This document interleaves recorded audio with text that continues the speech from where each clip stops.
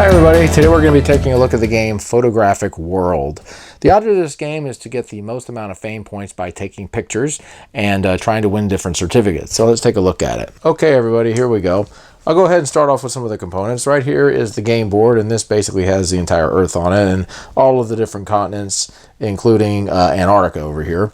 And in the very beginning, each player is going to choose a token and they're just going to place it somewhere on any one of these countries and one of these circles over here. Now, after they do that, you're going to go ahead and pick a card from the continent deck, and there's two decks. There's the continent deck here, which is face down, and then the tourist deck, which is face up. Now, the object of the game is you're going to be trying to get the most amount of fame points. And there's a few ways you can get fame points. The cards over here are each going to have a value on them, right over here, and this is the amount of fame points they're worth for the picture. Right over here is the class that the animal is in, or the mammal, or the reptile, or whatever. And this is the continent that they are on.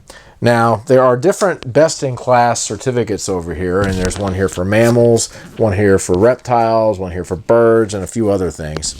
But mainly what you're going to want to do is you're going to want to try to get 3 pictures of the same class that are different. So a sea otter, for example, and then another animal, and then another animal, and they're not the same. So if you're able to get that, then you're going to be able to pick up the certificate for that class.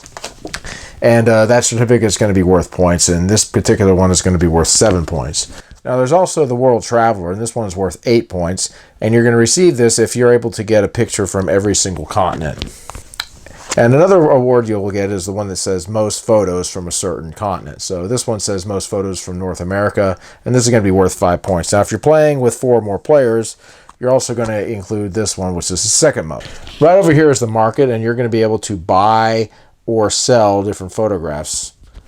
Right over here, you've got the dice, and you've got different symbols. You've got the number 1, and this was going to allow you to move a space over.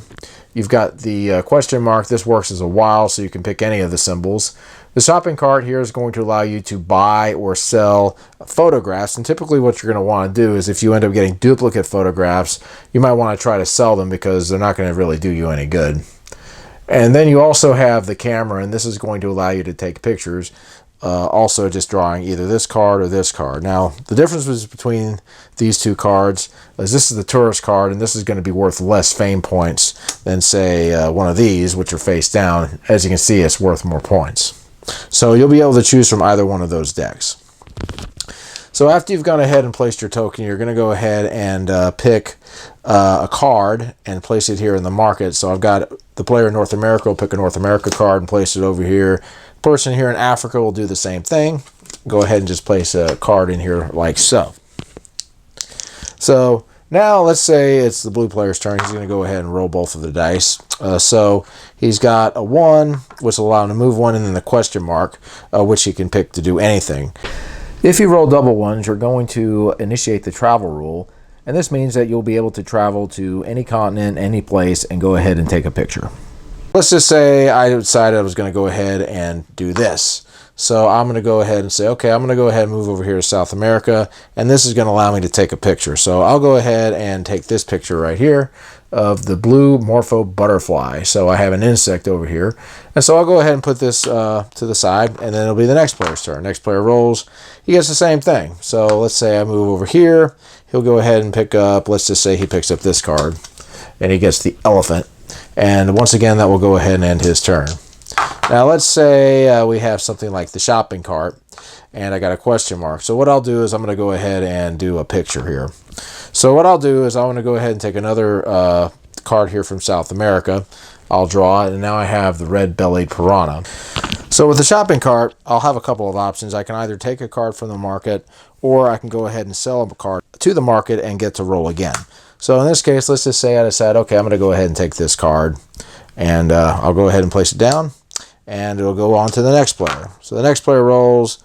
Let's just say he gets 2 cameras. This is going to allow him to take 2 pictures. So since he's in Africa, let's just say he decides to take this card. He'll take just these 2 cards right here, and he ends up getting these 2. All right, so now let's say in the course of the game, a player ends up getting 3 different animals of the same class like so. He'll just simply put them down like that, and then he'll go ahead and pick up that certificate. So for this particular one, these are going to be birds. So he'll go ahead and take this certificate, and place it in front of him for later. You also have boats over here. You can just simply move over there, and this will allow you to get to the different countries.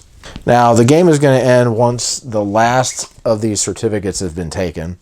And if anyone has done a world traveler, they'll go ahead and get that card.